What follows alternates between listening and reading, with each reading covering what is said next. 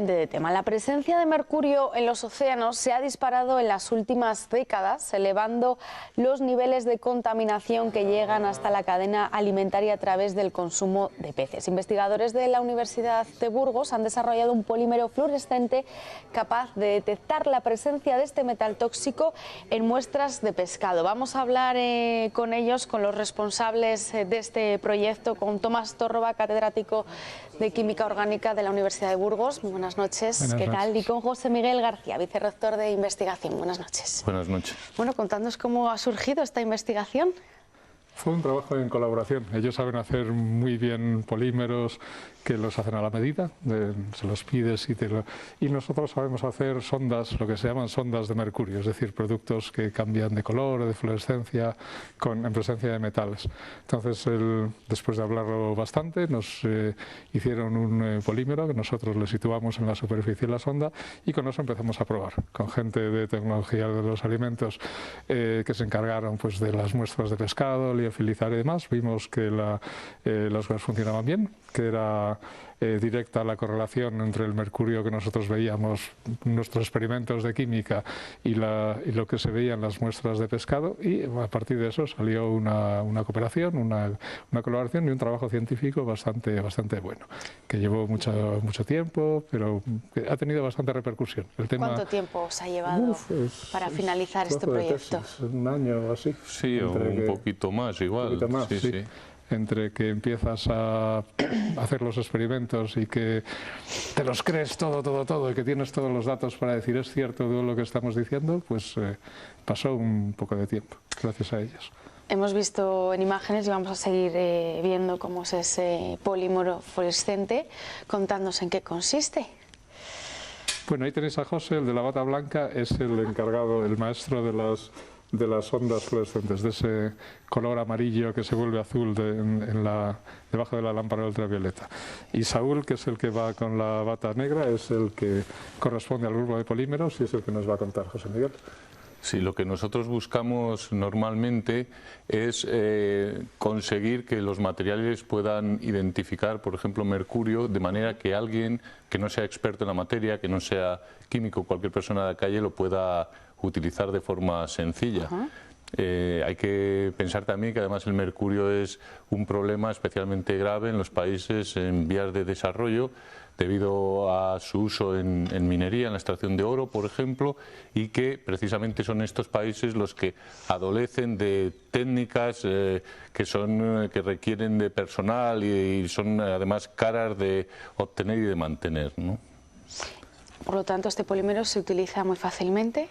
Sí, ya, tal como lo has visto, se pone durante un ratito sobre el pescado. Nosotros lo hacemos para controlar exactamente, primero lo liofilizamos y después lo hidratamos con una cantidad exacta de agua, pero se le pone un ratito por encima y se compara con uno que no se ha puesto en ninguna parte, y debajo de la lámpara que veis, la lámpara de ultravioleta, es la misma de las discotecas. Veis cómo aumenta la fluorescencia. Eso se puede medir con un fluorímetro y a partir de ahí se puede sacar más o menos cuantitativamente la cantidad dentro de unos márgenes que existe en el pescado. Sí sirve para algo, digamos, muy básico, que es saber si el consumo es seguro o no es seguro. Es decir, por debajo de un límite no da señal, lo cual significa que la cantidad que tiene es por debajo del límite de detección, es decir, prácticamente nada, y por encima de ese límite se empieza a ver ya la fluorescencia. De forma que si es muy grande, es bueno que ese pescado vaya a un centro donde se haga un análisis cuantitativo más serio.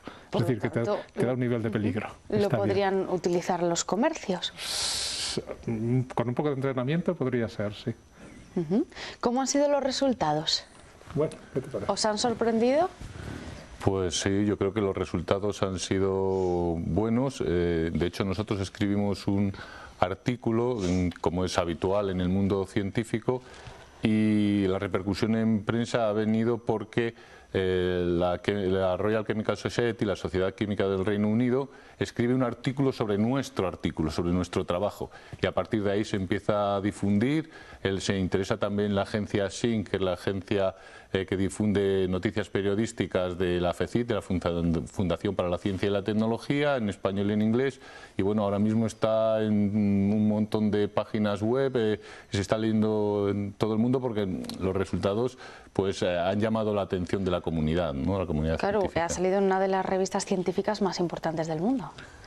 Bueno, está bien, no es la mejor, tampoco es la peor, está bastante bien. Tiene una cierta repercusión y sobre todo tiene una inmediatez en el impacto de la revista. Y ahora sobre todo lo que nos interesa, ¿no? ¿Cuáles son los peces que tienen más mercurio? Aquello del pez grande se come al chico.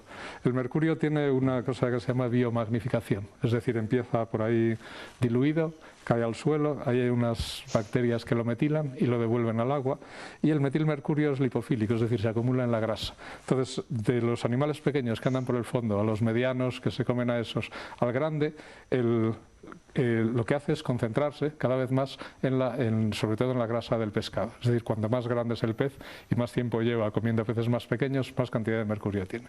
Lo que hemos visto, además correlacionado por varios métodos, no solo por el nuestro, es que el pez muy grande, el pez espada o el atún o el congrio y tal, son los que más, sin llegar a niveles excesivamente tóxicos, son los que más mercurio concentran. Es decir, alguien como tú debería cuidarse de... Estos no se pueden comer, ¿no? Debería cuidarse la cantidad semanal. El salmón, por ejemplo, que siempre ha habido ese mito, ¿no?, que al ser pescado grande contiene, ¿no?, mayor mercurio, ¿no es cierto? Supongo que si es salmón noruego de salvaje puede que sí, pero nosotros lo hemos hecho con pescado de la pescadería, y el salmón, que es esto de criadero, el que hemos usado nosotros, no tiene mercurio, porque ese se cría con pienso, es lo mismo que comer un pollo. O sea, que hablamos de peces grandes, por lo tanto el panga... El panga es un problema. Ahora que estamos hablando, ¿no?, de ello. El problema del panga tiene cantidades de mercurio pero pequeñas, porque es un pez que vive poco tiempo, no se hace muy grande y por tanto no tiene tiempo de bioacumular. El problema del panga es que se cría en un sitio en el río Mekong, en Vietnam, es un sitio bastante tóxico de por sí y probablemente tenga todos los problemas del mundo aparte del mercurio. Es decir, contaminación del lugar, contaminación propia del pescado, poco cuidado. Yo creo que en muchos sitios se ha retirado porque consideran que no es sostenible la cría la calidad de la carne y sobre todo el lugar donde lo hacen, donde lo crían, que está bastante contaminado. ¿Algún pescado que os haya llamado la atención por tener ese nivel más alto de mercurio? Yo creo que el pez espada es lo que hemos visto, que es bastante llamativo, sí. Sí, incluso sorprendente. En alguna muestra sí era muy sorprendente. No todas, porque depende del tamaño, pero alguna era muy sorprendente. Otras, por ejemplo, peces muy modestos que no tenían prácticamente nada. Hay que decir además que este polímero tiene ventajas porque es portátil, te lo puedes llevar a cualquier lado. Sí, una lamparita de estas, de la de ver los billetes y el polímero, y te lo puedes llevar. Se puede manejar con la mano, ¿no? Se puede llevar, no necesitas ningún equipamiento especial, no es tóxico, es resistente al ambiente, entonces no tiene ningún tipo de problema de manipulación. ¿Y los resultados en cuánto se obtienen? ¿En cuánto tiempo me refiero? 20 minutos o así, es decir, hay que dejarle un poco de tiempo para que se hidrate, porque está seco y el pescado normalmente está húmedo, y dejarle un tiempo suficiente para que aquello llegue a su... Sabes que los polímeros son un poco más lentos que las disoluciones, llegue a su límite, y en 20 minutos así se puede tener una medida bastante fiable. ¿Esto se va a llegar a comercializar? Ay, a ver si en la tele aparece alguien que nos patrocina y montamos una empresa, no estaría mal, una spin-off. Pero si nosotros estamos en ello, con este y otros detectores, en concreto de mercurio, estamos trabajando sobre un material que ya hemos enviado por ahí a distintas partes del mundo porque nos han solicitado para hacer pruebas a ver si es viable la comercialización. Lo que pasa es que las comercializaciones en la universidad hay un problema, es que nosotros terminamos en un punto en el que a partir de ahí hace falta una fase de desarrollo en la que tiene que intervenir una empresa que asuma un riesgo y aporte financiación para ese desarrollo, porque nosotros llegamos hasta el punto de prueba de prototipo y no podemos ni debemos de ir ir más allá porque no es nuestra función, ¿no? Bueno, al final es un proyecto importante, ¿no? Y de comer más sano o no, claro. Bueno, ayuda a que sepamos lo que comemos y a que realmente el mercado europeo es perfectamente sano, nada va a llegar a nuestra mesa que no sea bueno. Pero estas cosas ayudan, digamos, a lo que se llama de la fuente de donde se cría a la mesa, para que llegue con toda la seguridad alimentaria del mundo. Pues Tomás, José Miguel, gracias de verdad por habernos acompañado y por habernos contado esta investigación. Gracias a vosotros por darnos la oportunidad. Gracias por invitarnos y por darnos la oportunidad de presentar nuestro trabajo, que es importante, presentarlo a la sociedad. Y ahora sí, pues nos vamos a despedir. La próxima semana más salud a partir de las 11 de la noche aquí en Cita Previa. Gracias por acompañarnos. Chao.